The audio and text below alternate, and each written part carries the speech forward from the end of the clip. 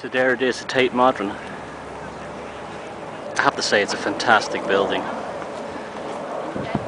1930s Art Deco, really amazing, old power station. Well, 10 out of 10 for the presentation.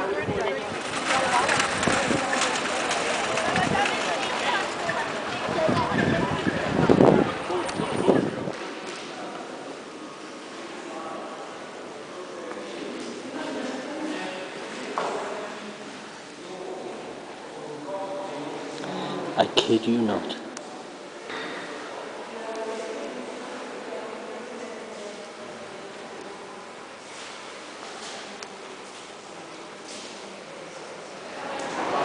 Tate Modern is even worse than I expected.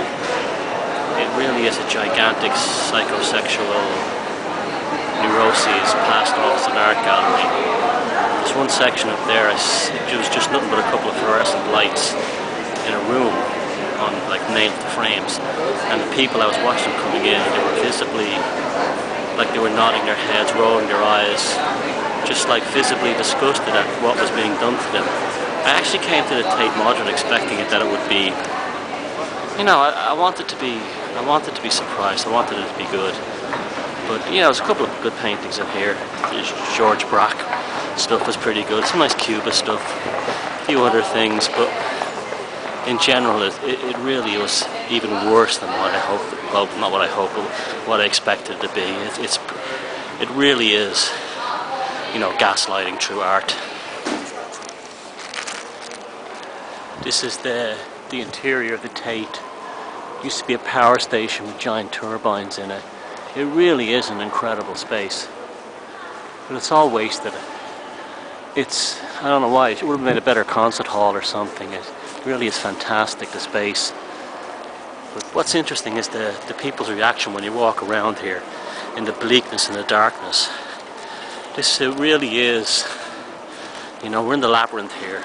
We're in the labyrinth of the merchants of nonsense, the modern art merchants of nonsense. They're constantly lying to us. They're constantly showing us something as great and something as wonderful.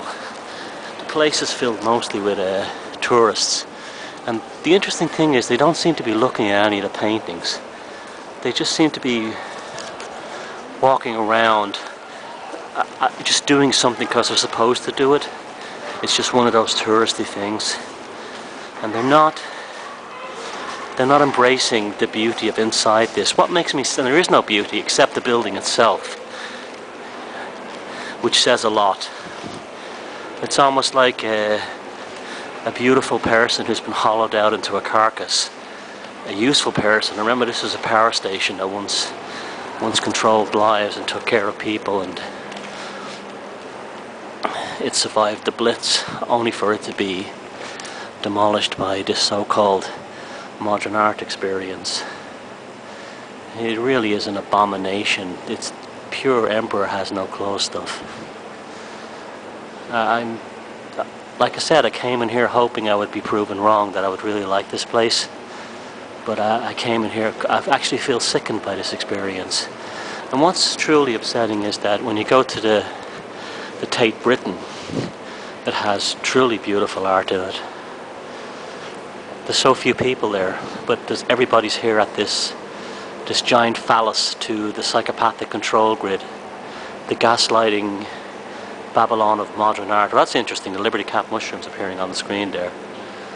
Maybe the people here need to take a few more of them and discover what true beauty is. Anyway, Babylon, here we are. Lots and lots of students, mostly Italian, all being brainwashed for the new world, for the cold, sterile, dead, meaningless world. It's almost like we had Cro-Magnon man and all these other races, Homo sapiens, these other developments of human beings, Homo sapiens. And we had the Bronze Age, you know, the Iron Age, the Silicon Age, whatever. And it's almost like they're getting ready for the Asperger's age. An age where people can't think for themselves, where they believe any old crap that's given to them, and if they're told it's amazing, they'll accept it.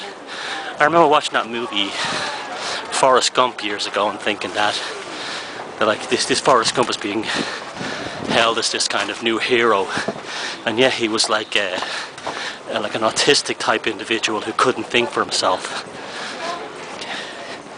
He questioned nothing, and the ultimate expression of that questioning nothing, ironically, is modern art. Modern art, we're supposed to believe, is about, you know, cutting edge, challenging the authority, but there's nothing more representative of the authority than the Tate Modern.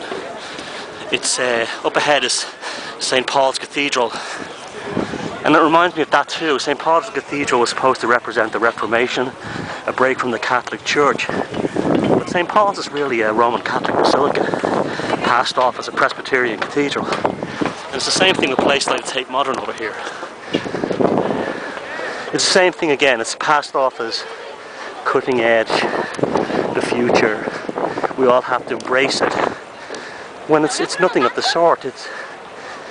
It's people in the past were far more open-minded, far more creative, far more intelligent, on the whole. Although maybe I'm being prejudiced saying that because I wasn't around then. Anyway. Beautiful sky over London tonight.